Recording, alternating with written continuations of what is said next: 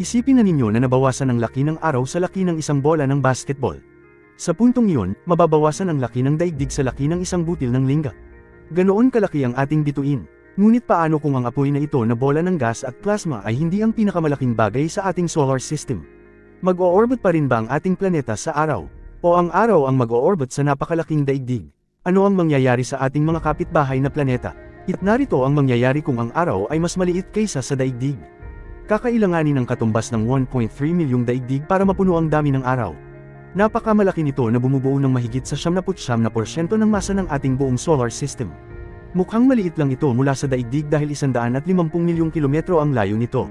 Kung, sa pagpapalagay, ang araw ay mas maliit kaysa sa daigdig, ang daigdig ay hindi na matitirahan, at ang araw, ang napakalaking bituin na ito ay maaaring hindi na isang bituin. Sa universo, mahalaga ang laki, at mahalaga rin ang distansya. Sa pagkakataon, ang daigdig ay sapat na malapit sa araw para hindi ito nagyayelo tulad ng Mars. Ito rin ay sapat na malayo para hindi ito masunog tulad ng Venus. Mabuti na nasa habitable zone ng araw ang ating daigdig.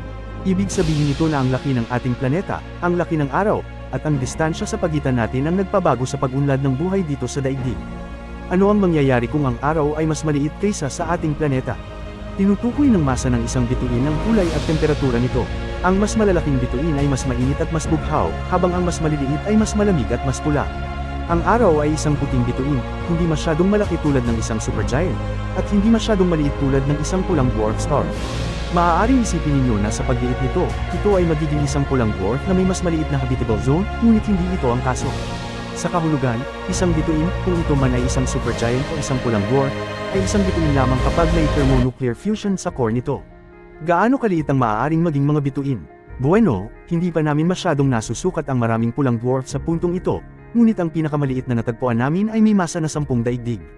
Malapit na ito sa theoretical na kinakailangang laki ng isang bituin upang mapanatili ang fusion na iyon. Ang anumang mas maliit kaysa sa 10 daigdig ay hindi na isang bituin, ngunit sa halip ay isang malamig at madilim na stellar remnant. Kung, sa anumang dahilan, ang araw ay nabawasan sa laki na mas maliit kaysa sa daigdig, ang nabawasan na araw ay walang masa upang lumikha ng fusion at ganap na masusunog. Mawawalan ang ating solar system ng tanging bituin nito, dahil ang araw ang pinagmumula ng gravity na nagpapanatili sa atin sa orbit. Ang lahat ng mga planeta, kabilang ang daigdig, ay malalayang lumutang sa kalawakan sa paghahanap ng ibang anchor. Hindi ito magandang wakas para sa buhay sa daigdig.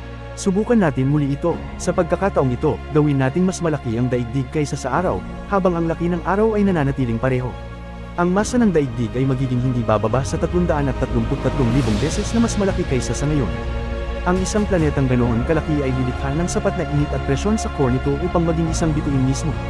Siyempre, walang buhay na natitira sa mainit na bituin na ito, ngunit narito ang isang nakakatuwang bagay.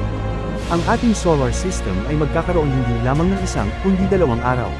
Magiging binary star system ito, na may dalawang bituin na umiikot sa isa't isa, at mga planeta na umiikot sa pareho. Sa alinmang senaryo, walang pagkakataon ng buhay sa daigdig na mabuhay. Ngunit ang buhay ay maaaring umunlad sa ibang mga planeta, o pwede rin sa buwan. Humigit kumulang 1/4 ng lahat ng stellar system na natagpuan natin hanggang ngayon ay binary o multiple, ang ilan sa mga ito ay may matatag na habitable zones. Hanggang dito na lang po, maaari po lamang kayo ay mag-like, i-share at mag-subscribe sa ating channel. Ito ay nagbibigay sa amin ng inspirasyon upang makapaghatid pa kami ng science videos sa wikang Filipino. Hanggang sa muli.